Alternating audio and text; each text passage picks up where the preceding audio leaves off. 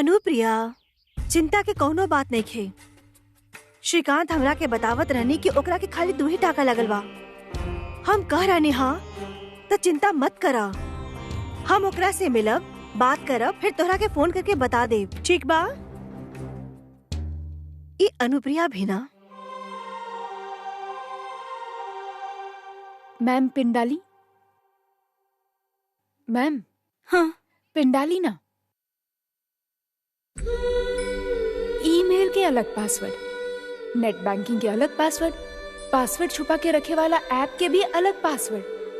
यही से हम हर जगह अपन कालू के बर्थडे के पासवर्ड रख ले बानी। एगो सीक्रेट बताई, अतुल के डेबिट कार्ड के पासवर्ड भी उहे बा।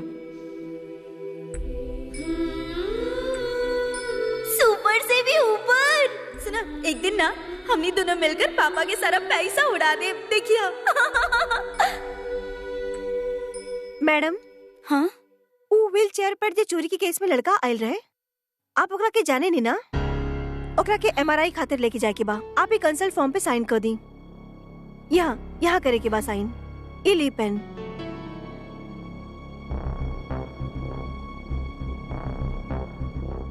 Thank you.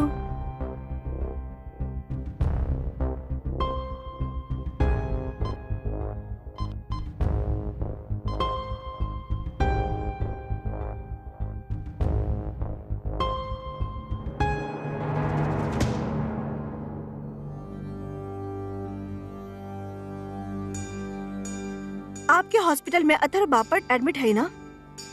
हम उनका रिश्तेदार हैं, अहिल्या देशमुख। अथर्व बापट उहे ना जे चोरी करत हुए पकड़ल गए रहे? हमार लड़का चोर लगत बा तोहरा के कहला ओकरा के चोर? आंटी उतना पता, पर ऊ लड़की कंप्लेन कइले रहली।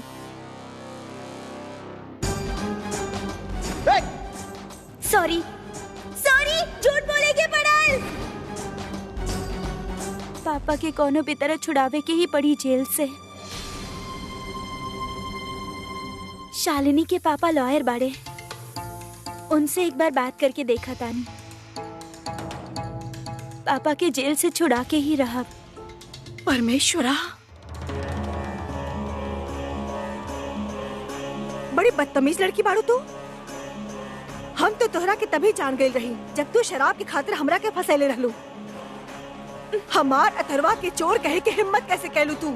परमेश्वरा, इतना छोट से उम्र में तू इतना चालाक बाड़ू, बड़ बन के का बनबू? तो हर माई तोहरा के ये संस्कार देले बाड़ी।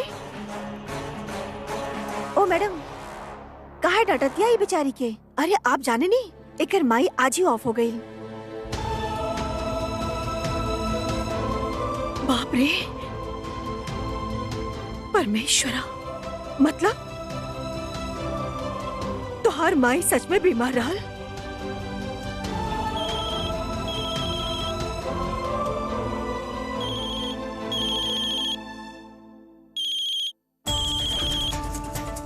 हमरा के माफ कर दिया बेटा। हेलो ना, हम अभी तक ओकरा से मिल ना पौनी अनुप्रिया। जब हमार ओकरा से बात हुई तो हम तोहरा के फोन करके बता दे, तू चिंता मत करिया, ठीक बा? का नाम रहे वो लड़की के? कल्याणी।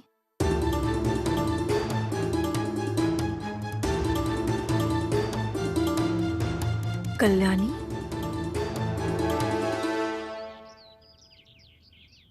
सर बस 5 मिनट प्लीज सर, 5 मिनट मिले दी ना पापा से।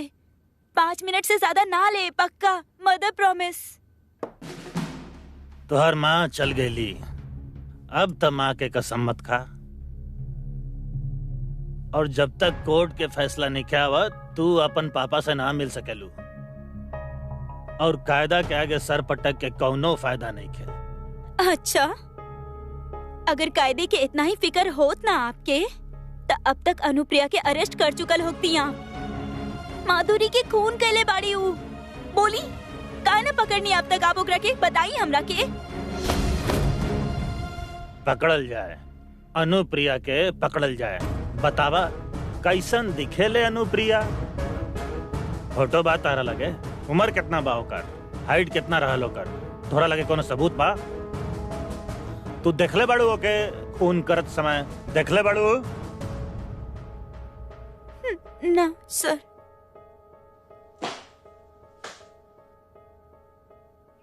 सर पर आप गलती कर रहल बानी सर।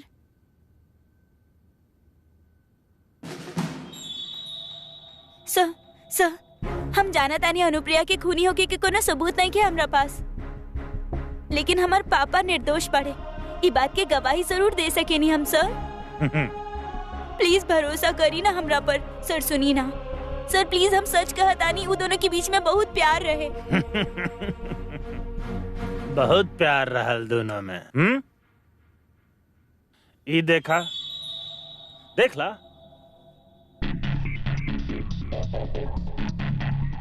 कोथरुण पुलिस स्टेशन में तोहर पापा के खिलाफ कंप्लेन लिखौले रहली तोहर माँ ही। मारत रहलू तोहर माँ के। बकवास भाई सब।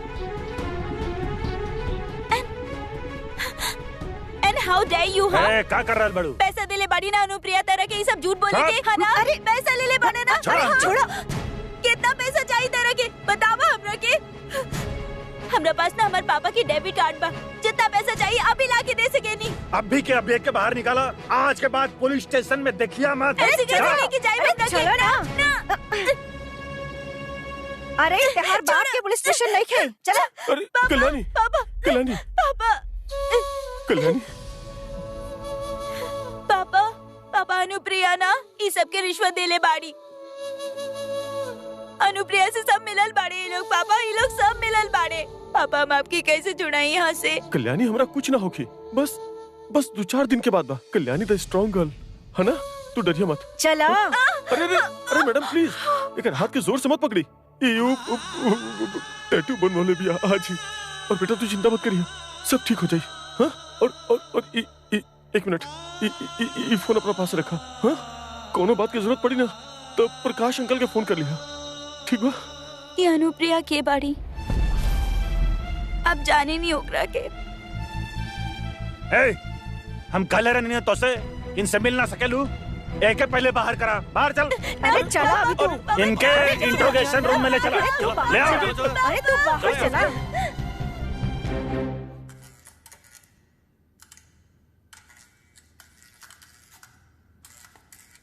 हेलो मैडम, अंदर कहाँ आराल बनी? ये मुर्दा रूम बा, यहाँ अंदर आइल मना बा। चली बाहर चली। कल्याणी नाम के लड़की के देखला का तू? यहाँ मुर्दा के अलावा और केहू ना आवेला। नर्स हमरा के बताईनी कि उ लड़की यह आयल हुई। 16-17 साल की लड़की बड़ी।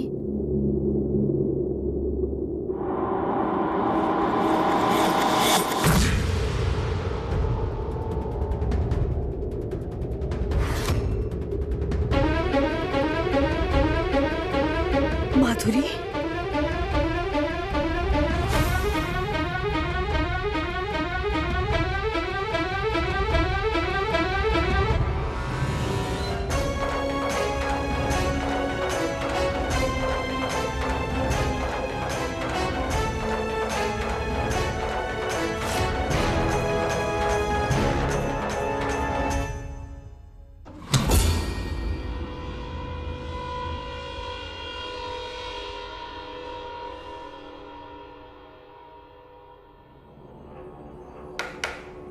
अभी भी वक्त बा, बतावा काहे धक्का मरला?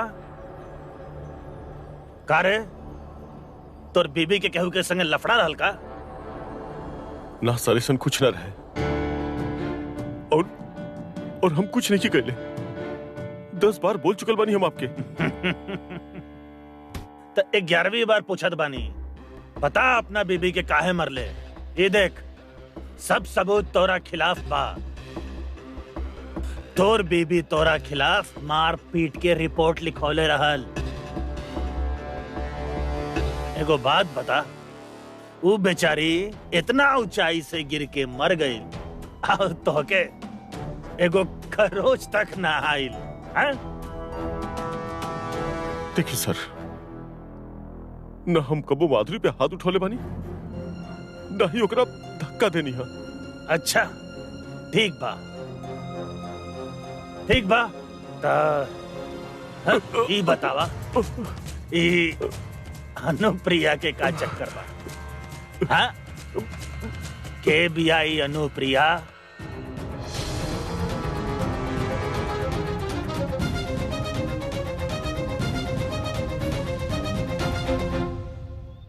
अनुप्रिया,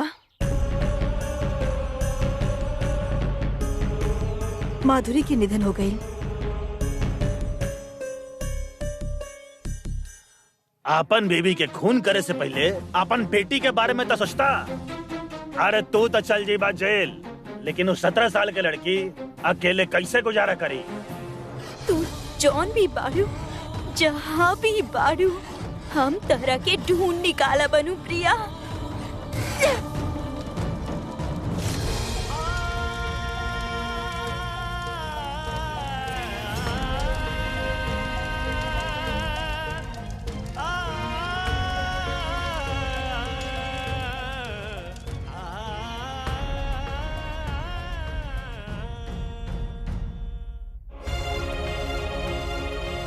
माधुरी के मौत के बदला हम तोरा से लेके रहब।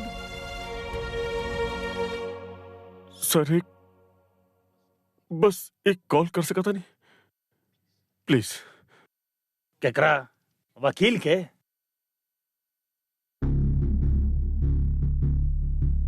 अनुप्रिया, अनुप्रिया के फोन करे के बाद। अरे आप समझे की कोशिश करी ना, घर पे और केहू नहीं खे, कोनो रिश्तेदार, फ्रेंड, केहू ना। आई एम सॉरी मैडम, अगर बॉडी की क्लेम करे केहू ना आए तो हमनी के एकरा लावारिस करार करके पुलिस के हैंड ओवर करे के पड़ी, फिर उहे एकरा डिस्पोज करी। What do you mean dispose करिए? और तोहार हिम्मत कैसे भइल हमार माँ के लावारिस बनावे के? मैडम प्लीज शोर मत मचाई, ये हॉस्पिटल बा। अरे भाड़ में गए तोहार हॉस्पिटल, भाड़ में गए तोहार रूल्स।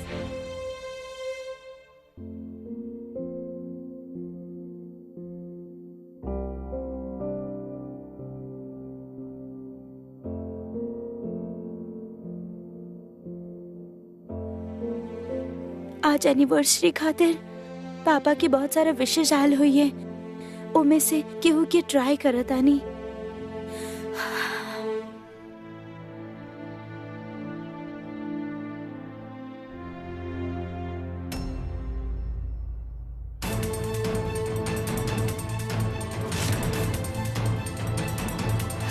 अनुप्रिया,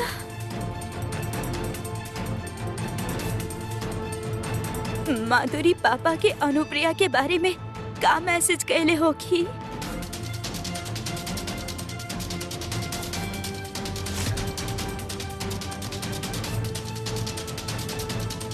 इतना सालन से तहर धोखा पर पर्दा डालत आयल बानी, लेकिन अब कल्याणी के तहर असलियत के बारे में सब सच बता दे।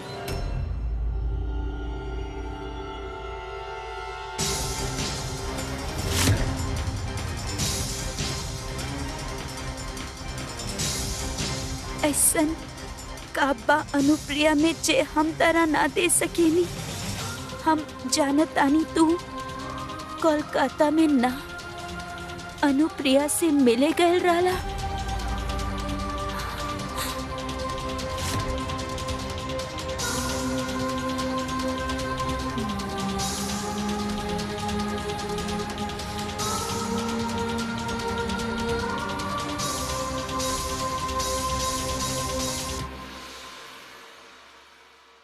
के बाड़ी अनुप्रिया,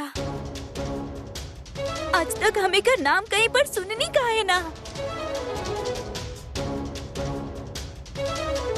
पापा के सच में अनुप्रिया के साथ अफेयर चल रहा बा।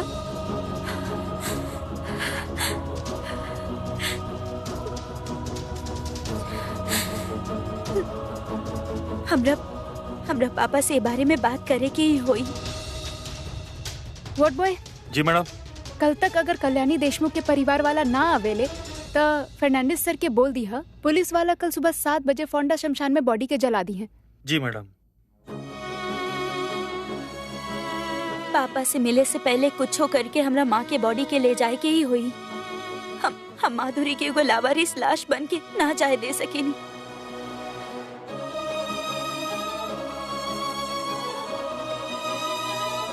ठीक बा मैडम। अब सुनी अब के कोई सीनियर तो हुई ना, एक बार हमार उनका से बात करा दी।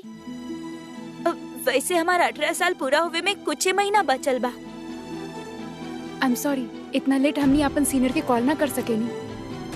कॉल ना कर सकेनी के का मतलब हो खेला? हाँ, फोन उठावा और कॉल करा, सिंपल। और अगर तू कॉल ना कैलू ना तो हम सारा सोशल मीडिया पे तोहार और तोहार हॉस्पिटल के बारे में लिख दे। बहुत फॉलोवर्स बा हमार। सॉरी मैम, इतना लेट हम अपन सीनियर के कॉल ना कर सकेनी। ओके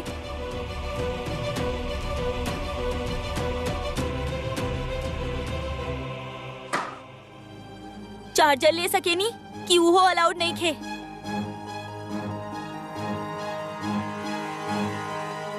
हाँ साहब, आप फिक्र मत करिए। अरे हम बिल्कुल ठीक बने। एक बार हमारी परीक्षा खत्म हो जाए तो हम सीधे घर पर ही आए। हाँ, आप निश्चिंत होके औरंगाबाद खातिर निकल जाएं। हाँ, और हाँ, माँ के बोलिया कि हमारी चिंता मत करें। अच्छा रखत बने, फिर बाद में फोन करब। ए मैडम, अरे का बा? देवी माँ की गहना चुरावेला, शर्म ना आवेला? अरे हमारी बात तो सुनो। बस तरह से ही मिलल बाकी रहे अभी। अरे माँ कसम, हम बोल रहे नहीं मिले खातिर। अरे जाना मैडम, वैसे ही हमारी जिंदगी के इतना वाट लगा कर रख ले बड़ू तू, और कोनो कसर बाकी रह गेल बका? हमार माँ मर चुकल बाड़ी और ये लोग हमरा बॉडी ना देताड़े काहे कि हम 18 साल के नहीं की। एकरा से ज्यादा बुरा तो ना हो सकेला ना तोहार लाइफ। अरे तू तो सिर्फ अपन गर्लफ्रेंड के साथ भागत रहला ना, बाकी अब हम क्या करी? अपन मॉम की बॉडी चुरा के भाग जाएगा यहाँ से। हम तोहरा जगह होती तो शायद यह करती।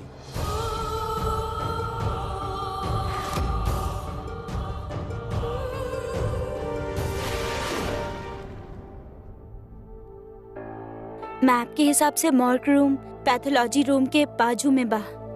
चला भाई, मॉर्ग रूम में बॉडी छोड़ के आवल जाए।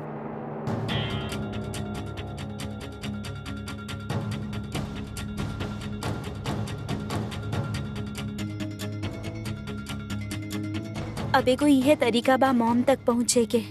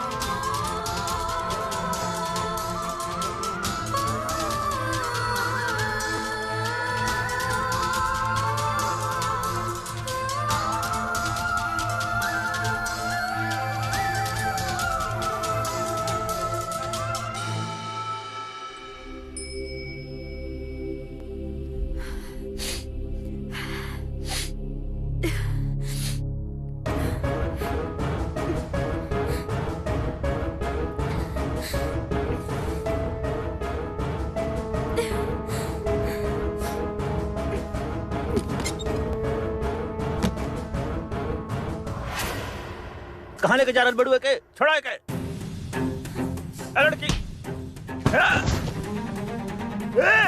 रुक रुक रुक।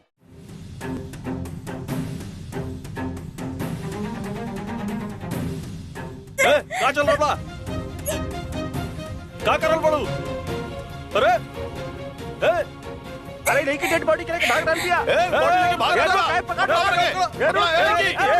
रुक रुक। अरे रुक जाओ। अरे रुक पकड़ा। अरे कहाँ लेके जा रहा बड़ू? अल्फर्ड सर लेके रुको। ये क्या कर रहा बड़ू तू? हाँ कहाँ ले जा रहा बड़ू ये बॉडी के? छोड़ो बॉडी के, छोड़ो। ना छोड़ा का कर ले बा?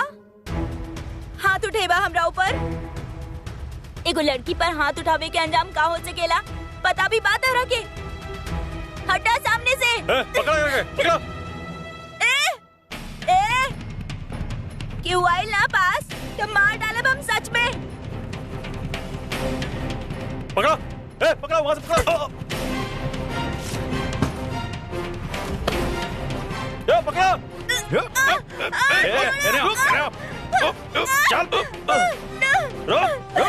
चल अंकल प्लीज। चल खड़ा रहा यहाँ। अंकल माँ मारी हमार, प्लीज हम रोक ले जाए ना। मामा मारी हमार अंकल, प्लीज अंकल छोड़ो। प्लीज छोड़ दो, प्लीज जाए दो। तो कहता हम पुलिस के हवाले करके रहा। ये बॉडी को मॉक रूम में लेके जा और ये लड़की का हमारा संग लेके आवा। ना माधुरी ना। रुक जाए।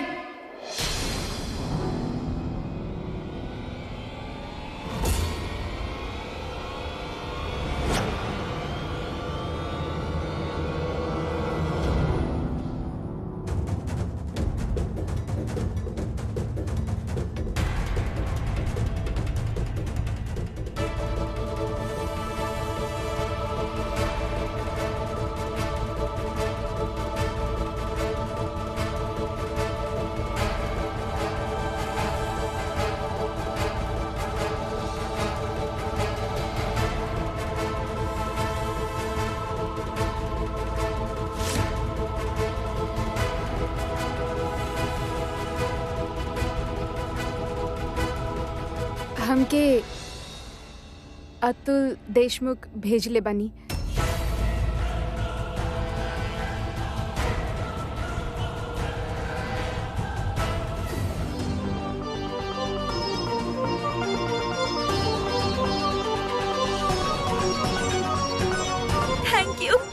Thank you so much aunty, thank you.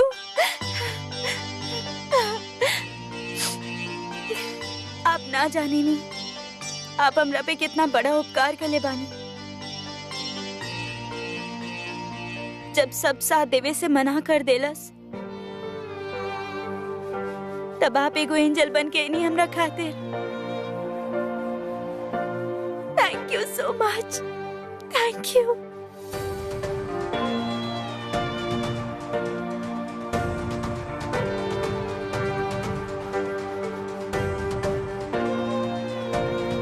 भइल आंटी?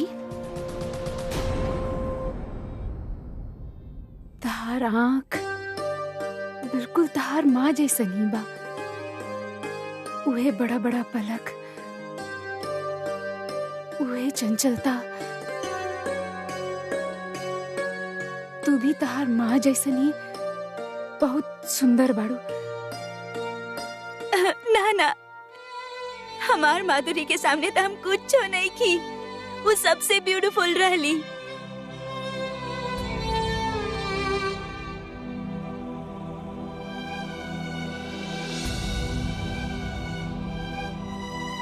I mean, जाना तानी, हमनी के अब चले के चाहिए। गांव में लोग कहेले आत्मा के शांति खातिर क्रियाक्रम के सही समय पे हो जावल बहुत जरूरी बा। चला। और पापा वो ना आई हैं?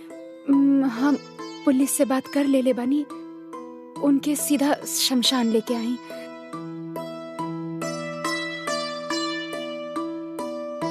आंटी, हम आपके थैंक यू कैसे बोली हमरा ना पता। Thank you so much. Thank you.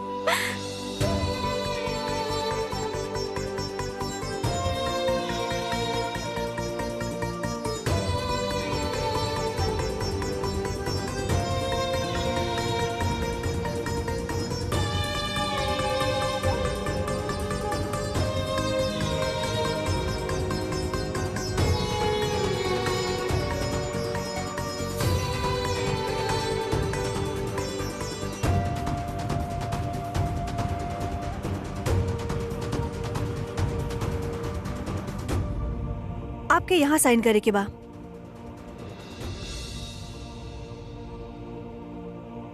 आपके नाम?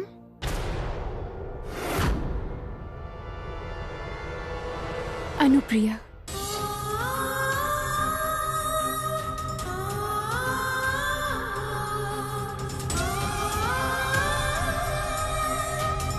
जे पेशेंट एक्सपायर भइला ओकर साथ तोहार का रिश्ता हा?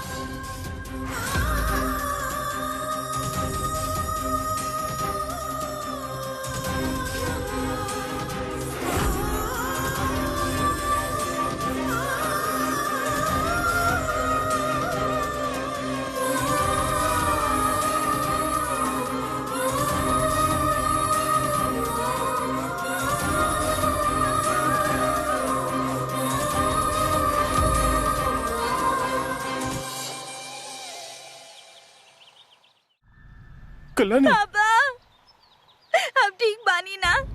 पापा, पापा आप ना, आप वरी मत करी, ठीक बा? हमनी सुप्रीम कोर्ट तक जाए, ये लोग आपके ऐसे जेल में ना डाल सकेनी। कल्याणी बेटा, तू ठीक बाड़ू ना? संभाल अपना आपके। कोशिश कर रहल बानी। अगर आप ये आंटी के ना बेचले होती, पता ना हम ये सब कैसे मैनेज कर पाई थी।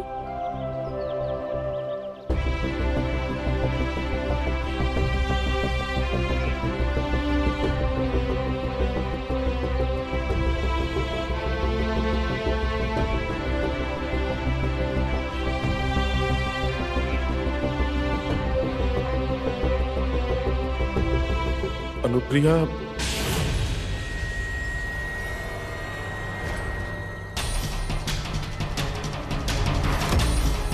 माधुरी, माधुरी हमरा बोला नहीं सब कैसे बैल। माधुरी के Kailash. Priya,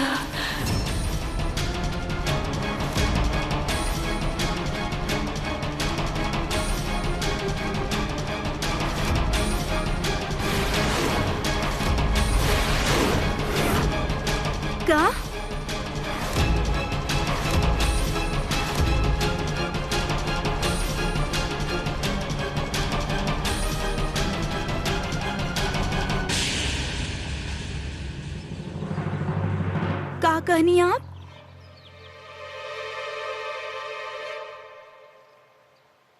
Anupriya, I just don't believe this. जौन औरत के वजह से माधुरी चिता पे लेटल बाड़ी, आप वही के? ना, ऐसा कोनो बात नहीं है। तू बिल्कुल गलत समझ रहा है बाड़ू। ना, अनुप्रिया, रुक जा।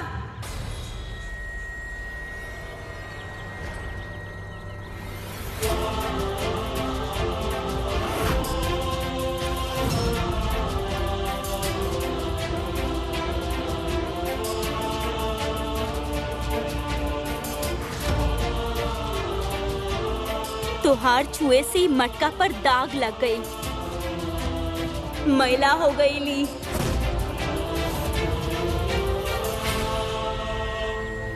माधुरी के अंतिम संस्कार अभी मटका से ना हुई।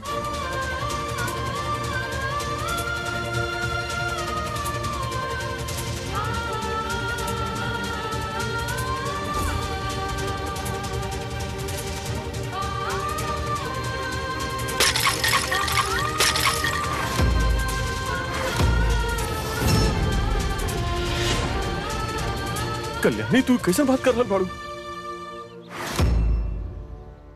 आज अनुप्रिया ना होगी तो जी पापा, चुप हो जाए।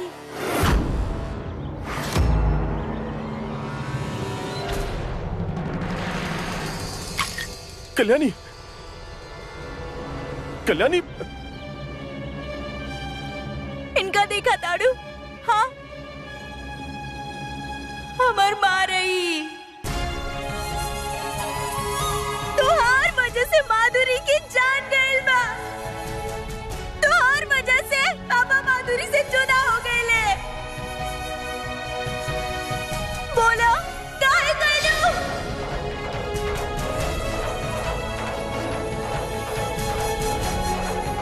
काहे हमनी के हसद के लिए फैमिली के बर्बाद कर देलू तू?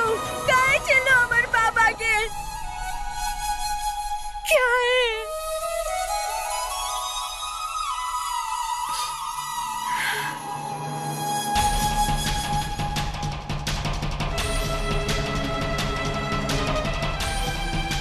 सर, ये औरत मारने वाली माधुरी के अब अभी के अभी ये औरत के जेल में डाली। कल्याणी, माधुरी की मौत की जिम्मेदार ये कैसे हो सकेले? ये तो इधर रह ना कैली। कल्याणी, बात के समझा। आप ये औरत के साइड लेता नहीं पापा। जब जब माधुरी आप पे शक करत रहली, हम ओकरा हमेशा चुप करत रहनी। इतना भरोसा रहे आप पे, लेकिन आज पता चल रहा बा हमार माधुरी सही रहली। अरे आप तो भरोसा के लायक ही नहीं की। ना, तो हर सोच गलत बा। यू आर राइट पापा, हम गलत बानी। काहे कि सिर्फ ये औरत हमार माँ के मौत के जिम्मेदार नहीं की। आप भी तो मार ले बानी ओकरा।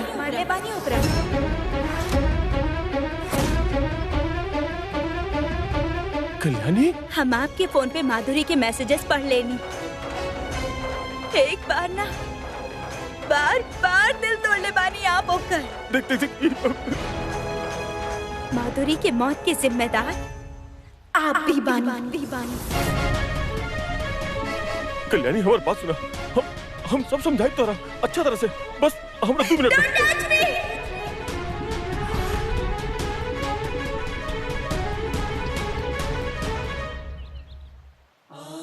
और ना ही आप माधुरी के हाथ लगाई। कल्याणी, ओकरा हाथ लगावे के हक आप खो चुकल बानी।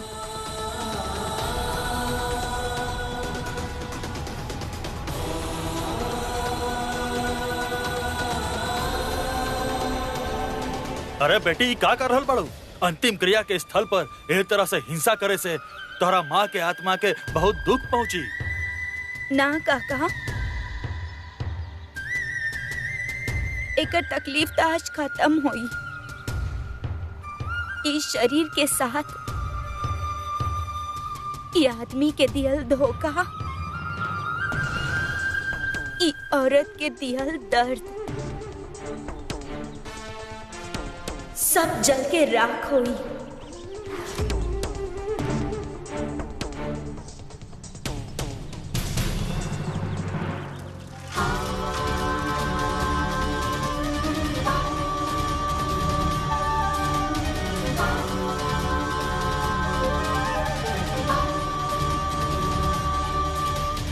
कल्याणी, रुको। कल्याणी, कल्याणी,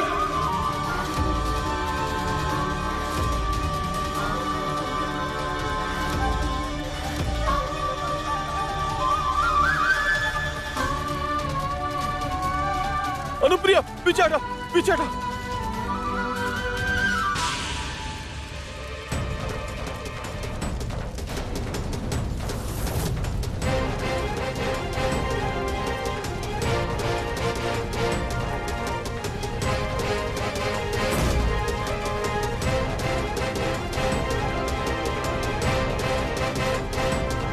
अरे अरे बेटी, का कर रहल बाड़ू?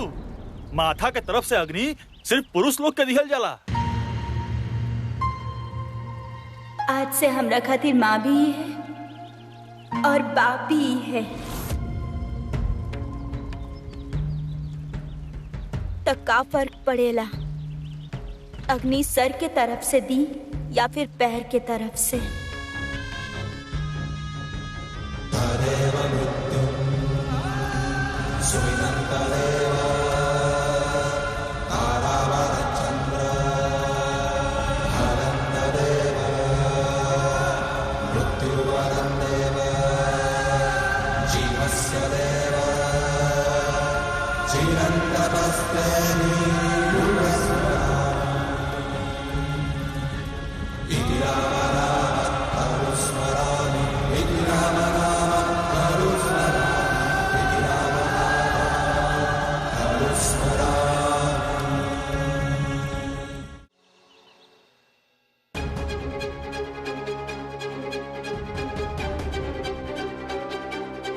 हमरा कौनो हालत में पापा के जेल जाए से रोके के होई। काहे के सच त ई बा कि पापा माधुरी के ना मारले और ई सच हमरा सबके सामने लावे के ही होई। हाँ त मिस कल्याणी, का ई सच नहीं खे कि जब आप कमरा नंबर 702 में पहुंचनी तो ओ वक्त सारा कमरा पूरा तरह से बिखरा रहल। ऐसे ही बात साफ जाहिर होखेला कि आपके माँ और अतुल देशमुख के बीच घमासान लड़ाई भई रहल और वही गर्मा गर्मी में अतुल देशमुख के सब्र के बांध टूट गई और वो अपना पति के धक्का देके नीचे गिरा दिले। ना, ई सब झूठ बा।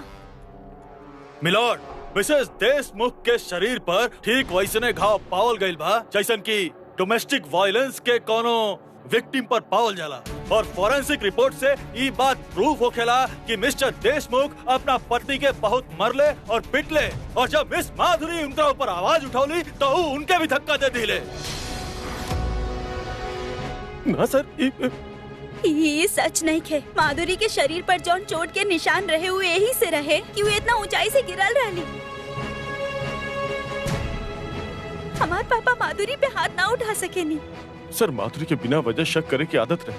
हमरा डरावे खातिर उस सारा कंप्लेंट्स कैले रहे। माधुरी के कंप्लेंट्स बेबुनियाद बा सर। तो का ई सारा केस भी ऊंचाई से गिरला के वजह से बा?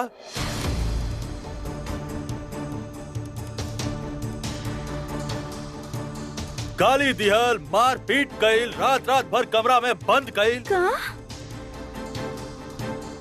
हाँ, इस सब complaints Mrs Madhuri mister Atul Deshmukh के खिलाफ लिखवाले रहली और ये रहल ओकर सबूत।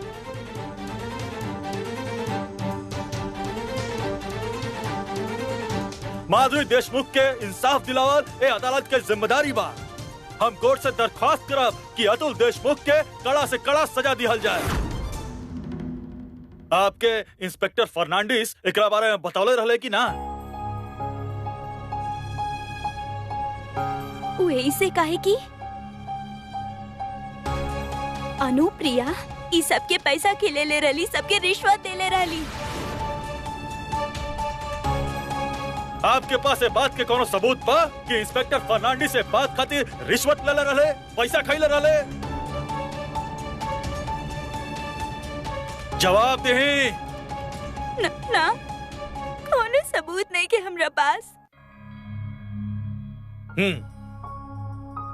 ली, पानी पी ली, गला सूख गई लोखी। पी।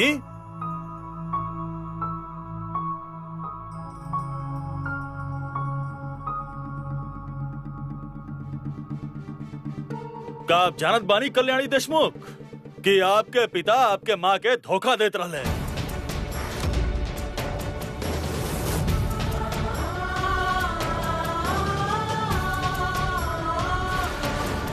इतना सालन से तहार धोखा पर पर्दा डालत आयल बानी, लेकिन अब कल्याणी के तोहर असलियत के बारे में सब सच बता दे। घबराई मत मिस देशमुख, आप अदालत के सच सच बताएं।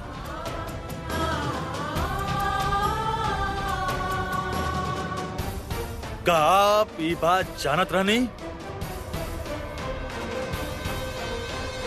का ये बात जानत रहनी आप? हमरा सवाल का जवाब नहीं कल्याणी, का आप ये बात जानत रहनी?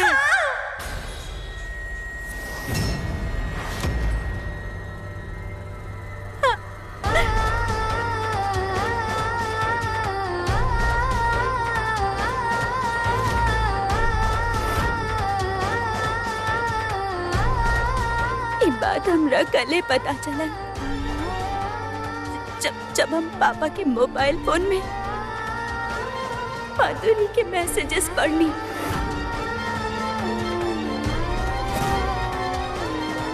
तमाम सबूतों और गवाहों को मद्देनजर रखते हुए ये अदालत इस नतीजे पर पहुंची है कि मिसेस माधुरी देशमुख की हत्या मिस्टर अतुल देशमुख ने की है।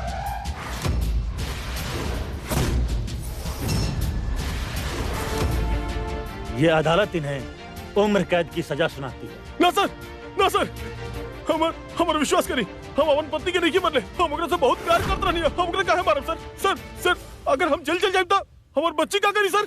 सर सर प्लीज सर, दया करी सर। सर ऐसा नहीं केले, हम माधुरी के खून नहीं केले सर। सर वो अकेले भी है सर, वो कहाँ जाए? सर सर हमार बात सुनी, हमार बात मानी सर, विश्वास करिए हमार। सर सर हम खून नहीं केले। पापा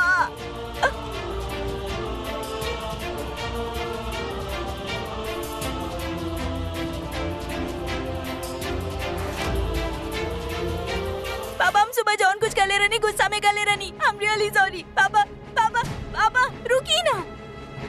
पापा पापा हम जानता नहीं आप कुछ ना कही नहीं। पापा हमार दिल ही ना मानेला। आप माधुरी पे हाथ ना उठा सके नहीं। पापा पापा कदी ना ये सब झूठ बा। पापा ये सब झूठ बा।